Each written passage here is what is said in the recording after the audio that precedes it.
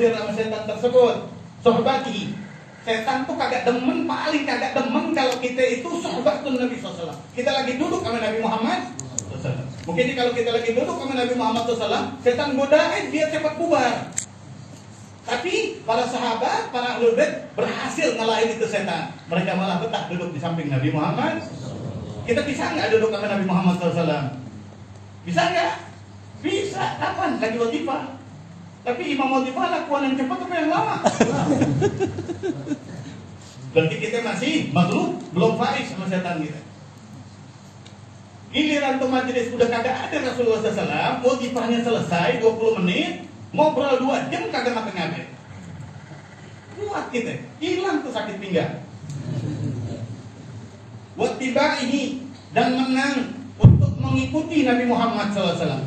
Setiap kita ngikutin Nabi Muhammad SAW, setiap menghidupkan sunnah Nabi Muhammad SAW, kita lagi ngalahin setan di situ. Kita lagi pukul KO setan kita setiap kita ngikutin sunnahnya Nabi Muhammad SAW. Contoh kalau lagi mau sholat tuh kita ada punya siwak nih. Kadang-kadang setan masih tetap berusaha karena kanan kiri kita kagak pakai siwak, jangan dipakai, kagak enak. Ntar yang sebelah tersinggung. Ada yang kayak begitu? Nggak ada karena nggak bawa siwak. Bawa di kagak ya. Siwak sunnah apa kagak? Sunnah. Si Ahmad pakai siwak radhiyallahu apa kagak? Pakai. Abu ya pakai. Cuma indah madhab al-Malikiyah, menurut madhab Malikiyah pakai siwak itu setelah ambil wudu. Jadi si Ahmad radhiyallahu an, anak pertama dan Masjid Tahir radhiyallahu, habis ngambil wudu baru pakai siwak. Kenapa begitu? Kalau menurut madhab Syafi'i sebelum sholat. Tapi kalau menurut madhab Maliki sebelum sholatnya habis wudu pakai siwak. Sebelum wudu dan habis wudu pakai siwak. Kenapa begitu? Karena kalau kata hujahnya kata Imam kata Sayyidina Tahir radhiyallahu ta'ala anhu nabi, kata beliau kalau kita pakai siwaknya habis wudu jauh daripada sholat, kalau itu siwak ada yang rontok di dalam lisan kita masih bisa kita bersihin. Tapi kalau kita pakai siwak kita lempengan sebelum sholat, ada yang rontok kita repot ngurusin dia lagi sholat. Paham ya? Tapi dua-duanya bisa kita ikutin. Dua-duanya benar, dua-duanya dapat pahala 27 kali. Yang kagak yang nggak pakai siwak. Ya, sama kayak bahas kunut sunnah, kunut kagak sunnah, yang salah yang kagak sholat subuh, gitu.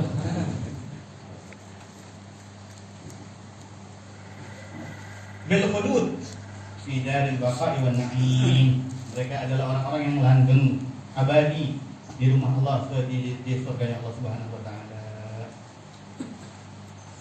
Wa man khalafahu wa taba'a hawa wa athara dunyahu ala ukhra sara muhanan bil khizyi fi 'adzabil jahim. Dan sebaliknya barang siapa orang yang berlawanan dengan Nabi Muhammad SAW, mukhalif, berlawanan dengan Nabi Muhammad sallallahu alaihi wasallam, wattaba'a hawahu, dan ngikutin hawa nafsunya dia, wa athara dunyahu ala ukhrahu, dan yang paling ngebekas di hatinya dia adalah urusan dunia bukan urusan akhirat. Yang paling penting adalah dunia bukan akhirat, maka sara muhanan bil hizyi, ya, maka dia termasuk orang yang sedang menghinakan dirinya dia, ya, dengan berjalan menceburkan dirinya dia di dalam adab neraka jahanamnya Allah Subhanahu wa ta'ala. Wa kana madhmuman madhuran ma'a atba'i syaitanir rajim, dan dia terhinakan bersama dengan orang-orang yang mengikuti syaitan yang dilaknat Allah Subhanahu wa ta'ala. Kama qala ta'ala falyahdharil ladzina yukhalifuna an amrihi an tusibahum fitnah aw yusibahum adzabun alim. Takutlah, ya, kepada orang-orang, takutlah orang-orang yang berlawanan dengan perintahnya Rasulullah, perintahnya Allah Subhanahu wa taala. Hati-hati. Maknanya ayat ini, hati-hati. Orang-orang yang melawan Nabi sallallahu alaihi wasallam, orang-orang yang ngikutin hawa nafsunya, melawan syariatnya Allah Subhanahu wa taala, antusibahum fitnah. Nanti bakalan dapat fitnah. Nanti bakalan dapat fitnah ini maksudnya musibah. Au yusibahum adzabun alim. Maksud fitnah adalah akan dapat azab yang luar biasa dari Allah Subhanahu wa taala. Amma ba'du. Fa'lam anna Allah tabaraka wa ta'ala innama khalaqal khalqa liya'rifuhu wa ya'buduh. Ketahuilah Allah Subhanahu wa taala menciptakan makhluk, tujuan Allah agar makhluk tersebut mengenal Allah dan menyembah Allah. Itu perlu kita tahu. Allah menciptakan kita manusia liya'rifuhu, biar kita kenal sama Allah Subhanahu wa taala, kemudian setelah kenal kita nyembah kepada Allah. Wa miftahul ma'rifati wal ibadati huwa al-'ilm. Kunci daripada mengenal Allah, kunci daripada ibadah adalah ilmu, menuntut ilmu. Enggak bakalan sah salat kita kalau kita kagak belajar bab salat. Wala yakunu al-ilmu illa bi ta'allum. Ilmu enggak bakalan kita dapat kecuali dengan belajar. Kecuali dengan belajar. Qala syair ta'ala falaisal mar'u yuladu 'aliman. Belajarlah kamu. Enggak ada orang lahir langsung jadi orang alim. Ini aghlabiyahnya, umumnya. Ini umumnya. Innal mar'u la yuladu 'aliman. Falaisal mar'u yuladu 'aliman. Wa laisa akhu 'ilmin kaman huwa jahil ay ahlu ilmin. Dan orang yang menjadi saudaranya ilmu, maksudnya menjadi pemilik penyandang ilmu, itu bukan termasuk orang yang bodoh.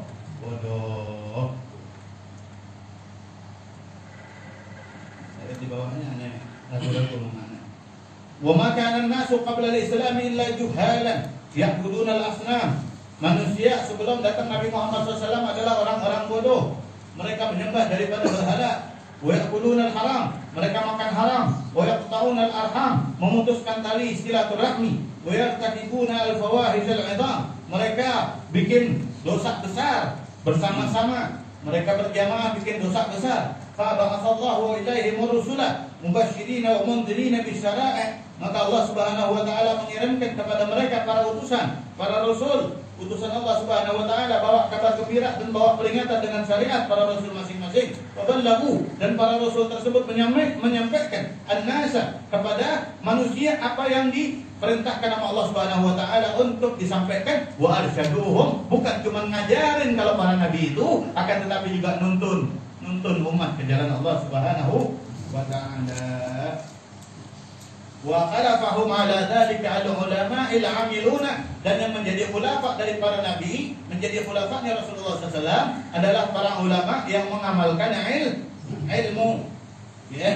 Khalifahnya Rasulullah SAW, penerusnya Nabi, pewarisnya Nabi Muhammad SAW ulama, tapi ulama yang mengamalkan ilmu. Karena ulama itu orang alim, semua orang alim, semua orang punya ilmu, tapi sedikit yang mengamalkan. Wadda'atun nasihuna, dan orang yang mengajak dan orang yang menasihati. Orang yang mengajak dan menasihati. Wahum khulafa'ur rusul wa nuwabuhum, mereka lah khalifah-khalifahnya Rasulullah sallallahu alaihi wasallam.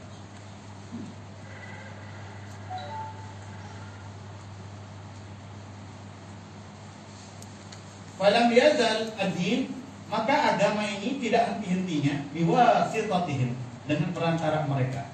Para ulama lah yang menjadi pembawa agama ini dari Nabi Muhammad SAW. Enggak henti-hentinya mutanakkilan fil ummatil Muhammadiyah, pindah dari satu umat Nabi Muhammad SAW kepada umat setelahnya, berpindah hatta wasala ilaina, sampai agama ini kepada kita.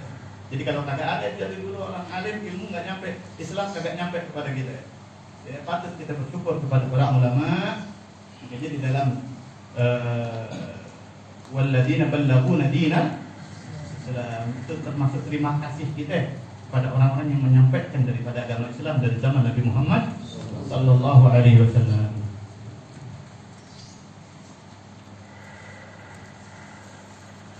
Ini kalau Anda terusin mukaddimahnya mungkin nggak kebaca. Langsung aja ya bab tahara ya. Halaman 55. Kita bab tahara.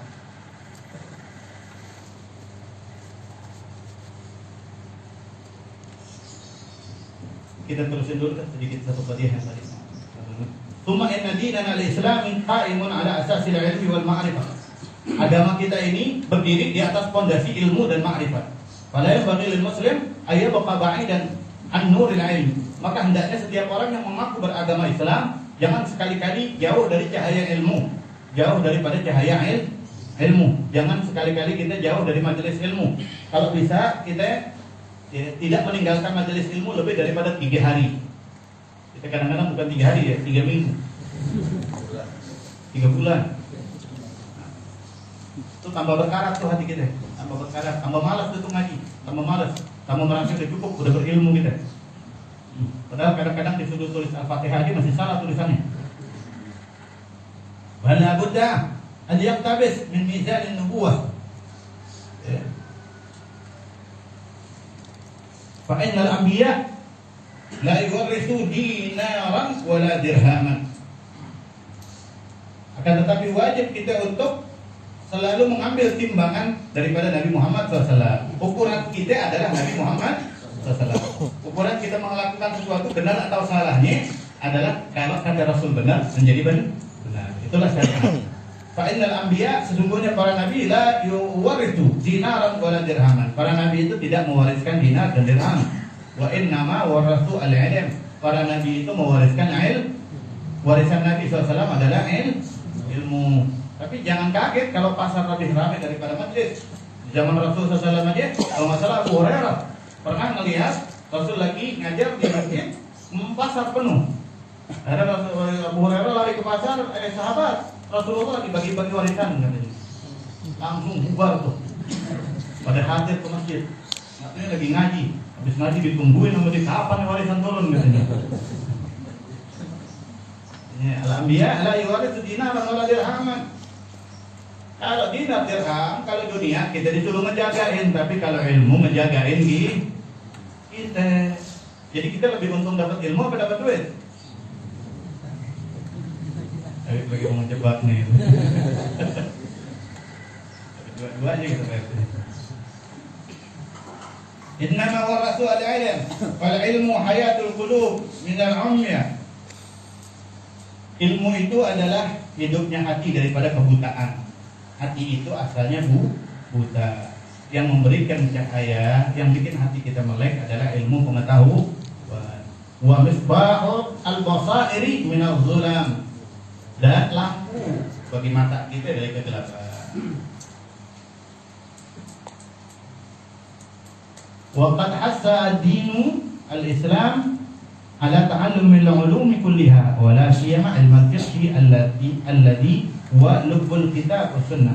Qala ta'ala hal yastawi alladhina ya'lamuna wal ladina la ya'lamun. Qala ta'ala qur rabbi zidni ilma wa fil hadits utlubu al-ilma walau fisin. Wa qala aidan man yuridillahu bihi khairan yufaqihu fid-din. Allah berfirman di dalam kitab di sini, di dalam Al-Qur'an, katakan apakah sama hukum orang yang mengetahui dan orang yang tidak mengetahui? Salat orang yang ada ilmunya sama yang kagak ada ilmunya sama apa kagak? Enggak sama. Pahala ini sama apa kagak? Kagak sama. Juga di sini Allah menyuruhkan kepada kita untuk berdoa, "Wa rabbi zidni ilma." Katakanlah ya Allah, tambahkan ilmuku. Dan di dalam hadis, "Utlubul ilma walau bisin." Carilah ilmu walaupun sampai ke negeri Cina. Dan disebutkan juga man yuridillahu bihi khairan yufaqihu fid-din. Siapa orang yang Allah pengen dia jadi orang baik, maka Allah akan tuntun dia untuk duduk di majelis ilmu fikih. Duduk di majelis ilmu fikih. Kita bertaharah. Ta'rifut taharah lughatan. Kitab taharah bab tentang bersuci. Foto di dalam. Bersuci taharah menurut arti bahasa adalah an-nadhafah wal khulus min al-adnas al-hissiyah. Menurut bahasa, kata taharah artinya adalah an-nadhafah, bebersih. Ngebersihin itu taharah.